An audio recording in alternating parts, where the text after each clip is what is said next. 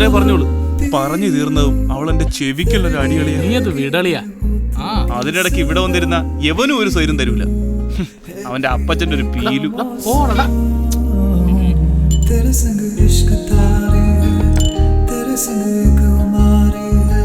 ഇവന്റെ ഈ ഓരിയിടല സഹിക്കാൻ കഴിയാത്ത ഈ കലാപരിപാടി മിക്ക രാത്രികളിലും കാണും. കിടന്നുറങ്ങടാ, പാതിരാത്രി ഓരിട്ട് മനുഷ്യനെ പഠിപ്പിക്കാതെ.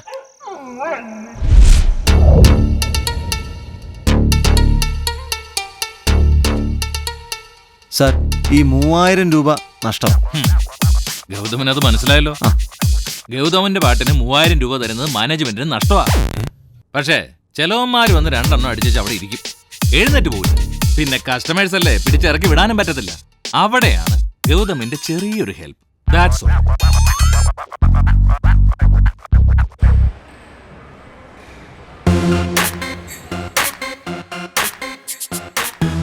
ഇവൻ Sunny.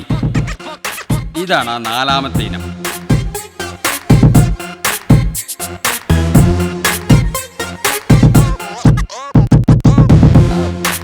Hi.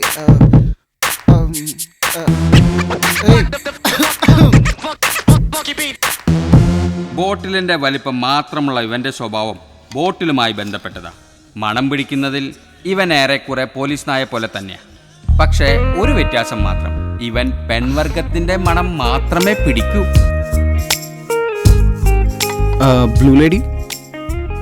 Sorry, blue lady അല്ലേ കുട്ടി ഉപയോഗിക്കുന്ന perfume? Yeah. How do you know? നിങ്ങളെപ്പോലത്തെ കുട്ടികളൊക്കെ ബ്ലൂ ലേഡിയാ ഉപയോഗിക്കണേ. Oh, you shut up.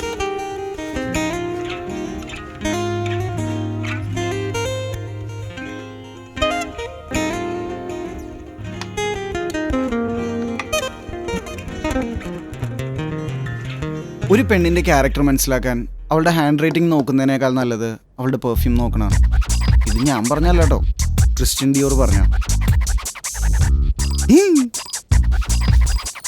ഇങ്ങനെ മണം പിടിച്ചു കഴിഞ്ഞാൽ ഇവൻ അത് എങ്ങനെയെങ്കിലും കടിച്ച് വലിച്ചെടുത്തോണ്ട് പോരും. ഇങ്ങനെ എടുത്തുകൊണ്ട് പോകുന്ന ഒരുപാടുണ്ട് അവന്റെ കയ്യിൽ. Babe from Chandni, my love from Tessa, Sangeetha, Soumya Mathews, Sophia, Tania. എടാ, നമുക്ക് പെർഫ്യൂം ബിസിനസ് പ്ലാൻ ചെയ്താലോ? എങ്ങനെയുണ്ടോ? എടാ, എനിക്കിതൊരു ബിസിനസ് പ്ലാൻ ആക്കാൻ പരിപാടിയില്ല. ഐ ഡിഡ് മെക്കാനിക്കൽ എഞ്ചിനീയറിംഗ് കേട്ടാ. ഈ പെർഫ്യൂം തിയറി കൂടാതെ അവന് മറ്റൊരു തിയറി കൂടിയുണ്ട്, ഓൾഡ് ഈസ് ഗോൾഡ്. എന്നെ പോലുള്ളവരുടെ ഉറക്കം കളയാനുണ്ടായ തിയറി. ബെസ്റ്റ് ലേഡി അല്ലേ? എന്തോ ആന്റി ഉപയോഗിക്കുന്ന പെർഫ്യൂം ബെസ്റ്റ് ലേഡി അല്ലേ? അയ്യോ, ഞാനതൊന്നും ഉപയോഗിക്കത്തില്ല. ഇത് കാച്ചി എണ്ണ മണോ? ആണോ? എന്തും ആണോ ഇത്? എന്നിട്ട് കാച്ചി എണ്ണ ആന്റി? അത് പിന്നെ തുളസി ഇട്ട് കാച്ചിയ എണ്ണ. എന്താ അനിയന് വേണോ? കേറിപ്പോടിയാത്ത അവളുടെ ഒരു ചെടി പരിചരണം. കാച്ചിയ എണ്ണ എൻ്റെ ഒരു വീക്ക്നെസ് ആയിരുന്നു. പക്ഷെ അതോടെ ഇവളുടെ കാച്ചിയ എണ്ണ ഞാൻ നിർത്തിച്ചു.